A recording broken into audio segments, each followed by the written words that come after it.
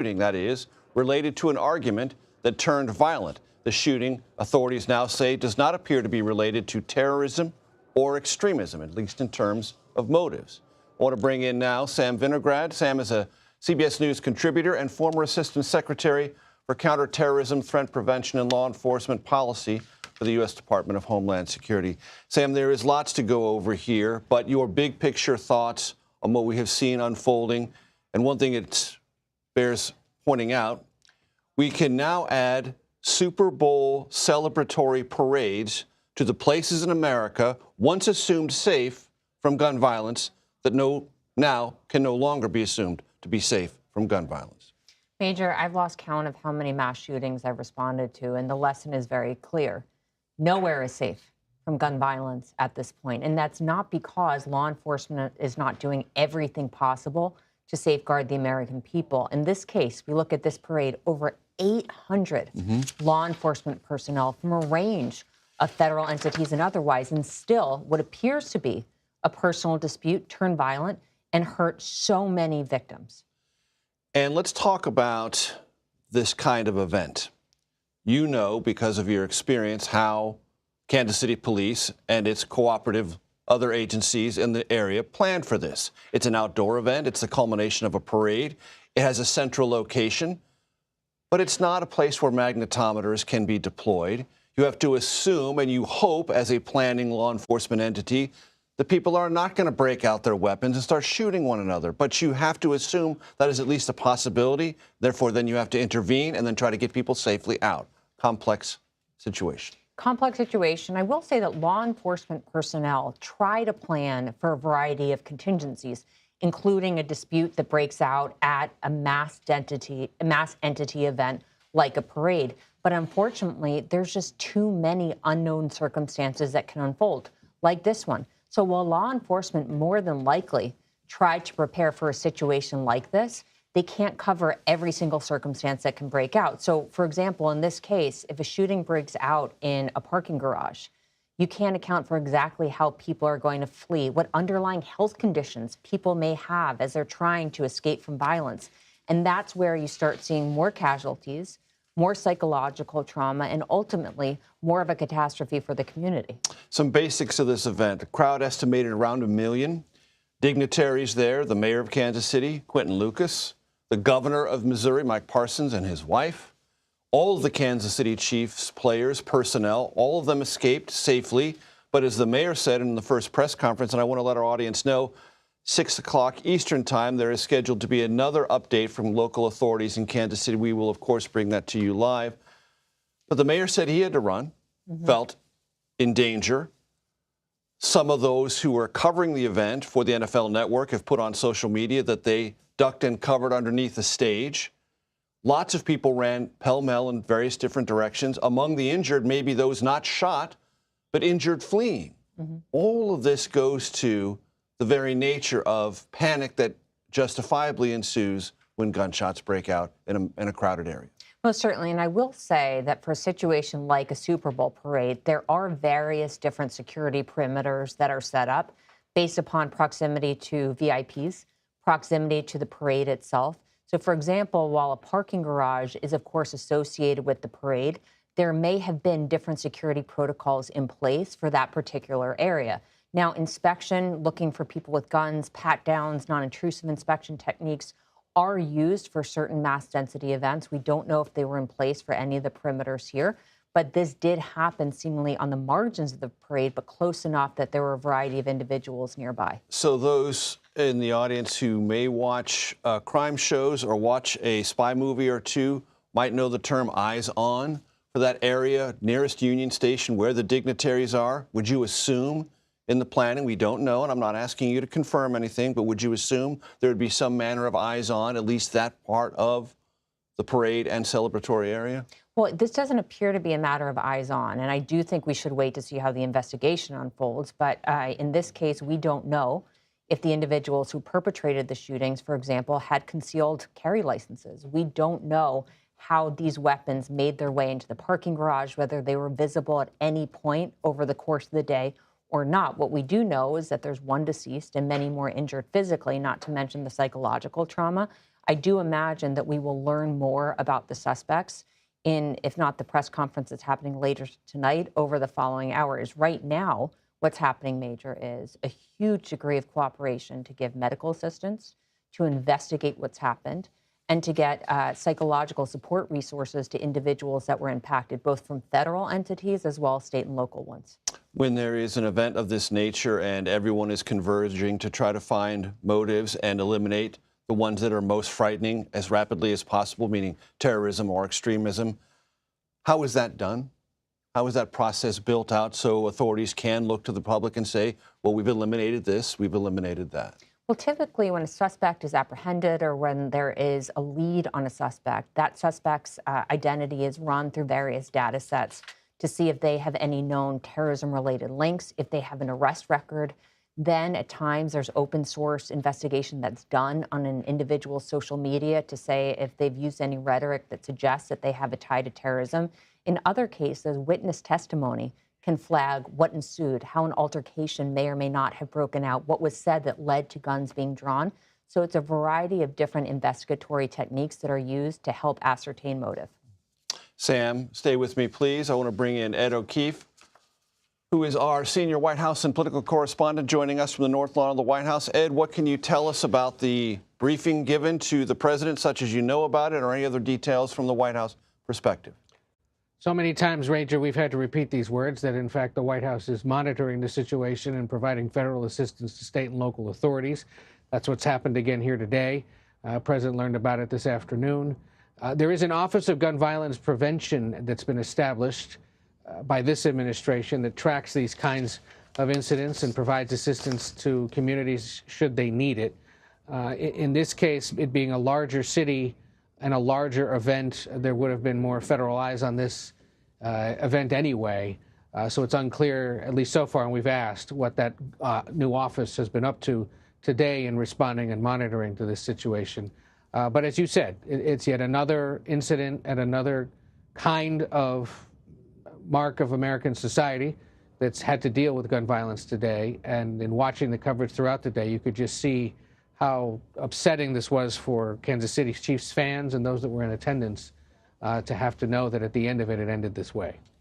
Yeah, as I'm sure you took note, the mayor of Kansas City said, "I'm angry." The police chief of Kansas City said, "I'm angry." The police chief, Stacey Graves, said, "This is not Kansas City." It may not be, and I certainly, having traveled to Kansas City many times, know that it's not Kansas City writ large, but it happened nonetheless. And I know that when I covered the Obama White House at times like this, and I'm sure you feel it at the Biden White House, there is a sense of powerlessness at moments like this.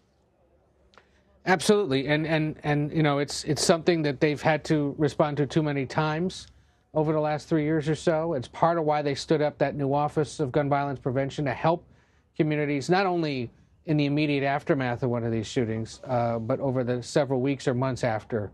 And they're more, I think, more focused on assisting places like Uvalde, Texas, or other smaller communities that may have suddenly seen this kind of mass violence occur.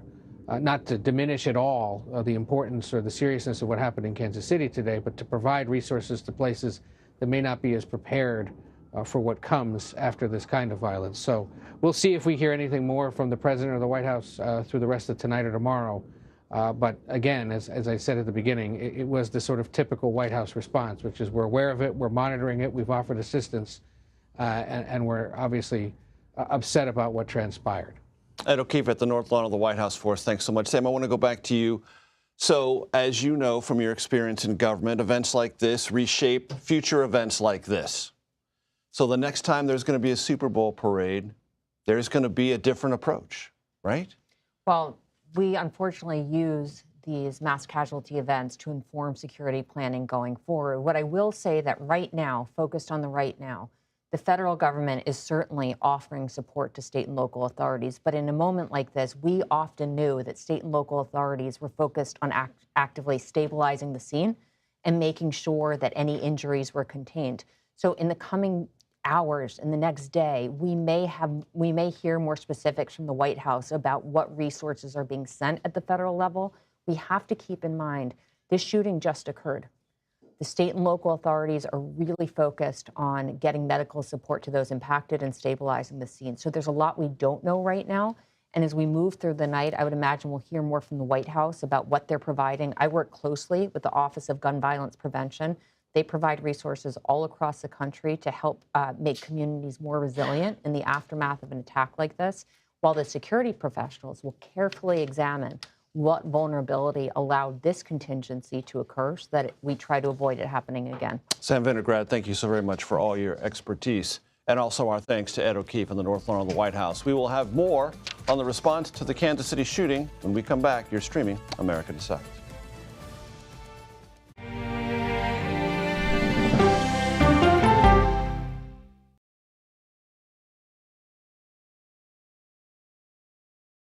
Well, let me start with this.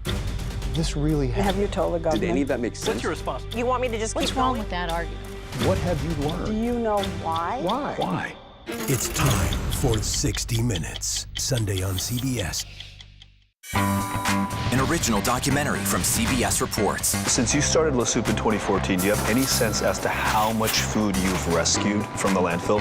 We've rescued 4.5 million pounds. I can't even fathom how much food that is. And that's one little person in one little city in America. We're going to call this chicken piccata.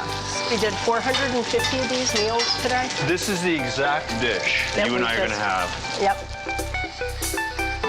Oh my God. Is it good? Mm-hmm. Having a plan of how to keep people fed should be in every single city. So if we eliminated food waste, could we eliminate Hunger, yes. Eating Trash, now streaming on the free CBS News app. At this moment, terrorists could be plotting another attack. 9/11 triggered a counter-terrorist system that included a secret database. This person needs a closer look. A growing list of nearly 2 million people, including some Americans who say they're innocent. On 1 hour flight, I have to spend 6 hours to go and come back. CBS Reports explores the system, the people responsible for it, and those pushing for change. I'm not fighting against them. I'm fighting for them to do the right thing. The Watch List, now streaming on the free CBS News app. He was there when the war in Ukraine started. Extreme history. It's a big moment. The extraordinary story behind Sean Penn's new Paramount Plus documentary, Superpower, when we go person to person. An original documentary from CBS Reports. AI is among the most world-changing technologies ever. Curing diseases, scientific breakthroughs, making lives better. They can help us with medical discoveries, scientific discoveries, doing better agriculture, having cures for things like Alzheimer's. It's also going to really transform the way we work. The uplifting potential of artificial intelligence is limitless. It gives you a friend, somebody to chat with 24/7 that is non-judgmental. He makes me feel loved and desired. And so are its downfalls. The problem with all this AI is that it's unpredictable and uncontrollable. The choices we make now will have lasting effects for decades, maybe even centuries. The ChatGPT revolution, now streaming on the free CBS News app. It's like a screenplay, something straight out of Hollywood. Human remains found this week. The mystery would haunt investigators for years. A gripping true crime original, 48 Hours, now streaming on the free CBS News app. How can we become our best selves? That may be more about character than talent. The ultimate mark of your potential is how far you've climbed, not how high you've gone. Realizing your true potential with Adam Grant as we go person to person. Welcome back. We are continuing to follow the breaking news out of Kansas City, where one person has been killed in a shooting near the Kansas City Chiefs Super Bowl victory parade and celebration. I want to go now to Tiffany Null, who was at the parade. She joins us via Zoom. Tiffany, thank you very much for your time. I don't want to impose upon you in any way. I just want you to say what you remember, how it affected you, and give our audience a sense of what you saw, please. We were just there having a great time. There were a lot of people, like we were shoulder to shoulder. I was standing on top of a cooler because I couldn't see. And at this point, I had heard, there were so many different noises going on at that point. You didn't really know what was what, but I heard a pop. And then you just heard screaming, and everybody in front of me just started running. And I started yelling, "What's going on? What's going on?" And a woman yelled, "They're shooting, they're shooting." And I jumped down. The lady next to me, we just started running. And my husband, we turned around and we left everything. And then we didn't get but maybe about 10, 15 feet from our stuff before they started saying, "They've got him, they've got him." And so we stopped and we started, "Are you sure?" Before we started to go back, but everybody was still running and rushing, and everybody was just bumping into each other, and it was just very chaotic. Tiffany, as you were there and as you were preparing to go to the parade, did you have any sense in your mind? Did you have any anxiety or fear that something like this might happen? Meaning, it is something that has happened in other communities in America. Did you go there with any sense of even low-level anxiety that something like this might occur? I really didn't. I always try to have like situational awareness, but I wasn't afraid.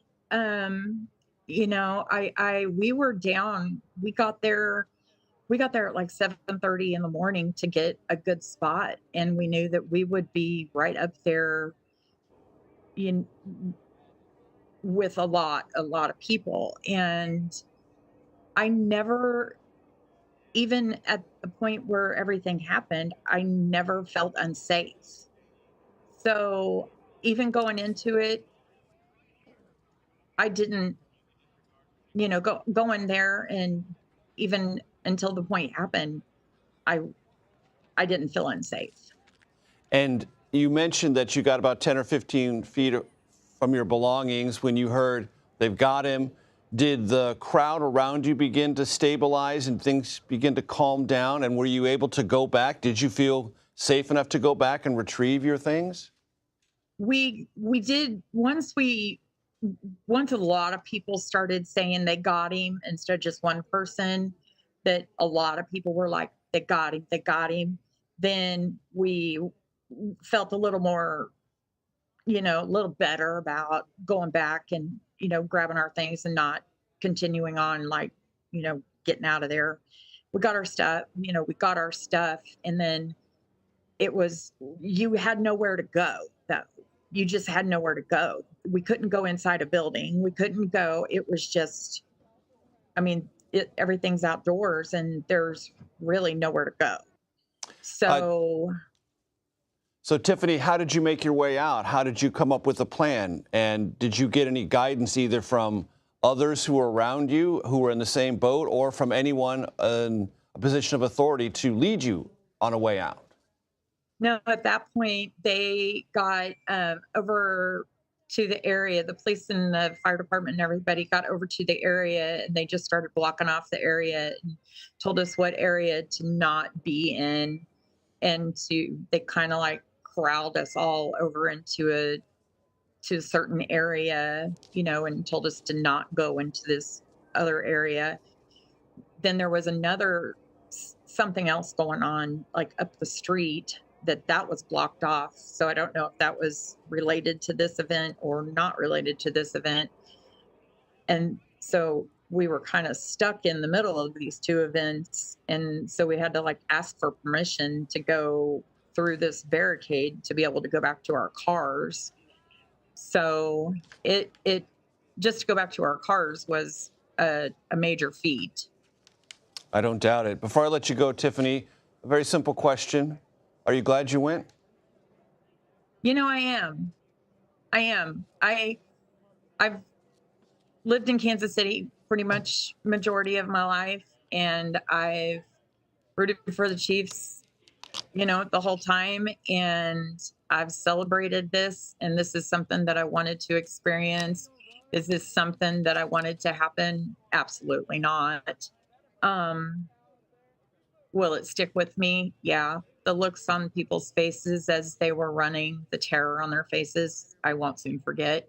But I'm glad that I went and celebrated our victory with our whole city. Tiffany Null, thank you so very much for your time. I appreciate it. Thank you. CBS News congressional correspondent Scott McFarland joins us now from Capitol Hill. Scott, always good to see you. What have you heard from members of Congress this afternoon? We're in this ether on gun control issues in Congress, and it's almost like it goes through this choreography or this synchronization of responses after each mass shooting.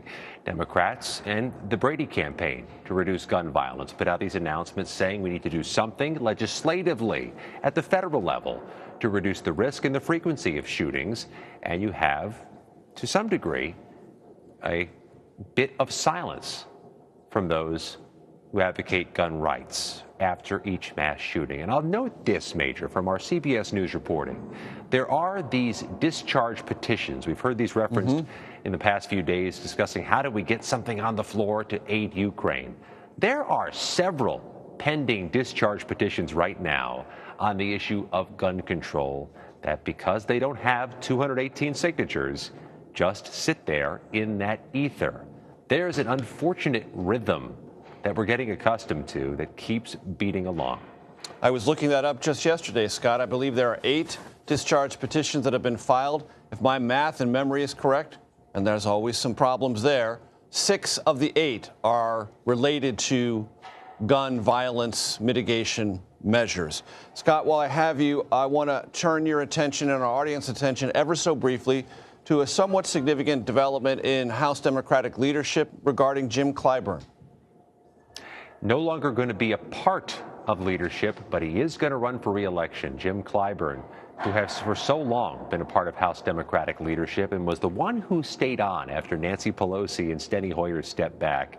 Well, he's stepping back now, too. There's actually not enough leadership positions for everybody in the House Democratic caucus who wants one. He's not leaving a void that necessarily needs to be filled in terms of a post. But his institutional memory and the heft he brings is something that Democrats can't really replace, but a succession plan is clearly in effect here for House Democrats, and this is another piece of it. Scott McFarland on Capitol Hill, thank you so very much. Thank you. I want to take you back to our affiliate in Kansas City for their continuing coverage of the shooting there. From our Betsy Webster. So the kids did have gunshot injuries, is what she's hearing. Okay. Oh, Children's Mercy, 9 gunshot victims, at least 8 of them kids. So your heart sinks when you hear something like that. Yeah. Yeah. I mean, the numbers keep rising. Sadly, when we first came to you here at 2 o'clock, we were hearing, a couple people hurt, and we thought it would end there. And these numbers keep rising. Just keep rising. It is devastating. News to report to you.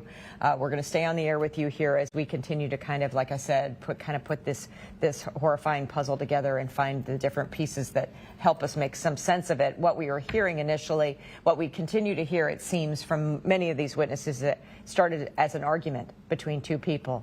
Apparently, both of them had guns. As the police chief called them, 2 bad actors that made our victory play, if you will, a very tragic day. Tragic indeed, no doubt about it. So we've had crews all over on the ground. We've been talking to so many people, talking to so many eyewitnesses, the mayor, the police chief, and everyone. You can just tell, trying to wrap their heads around this.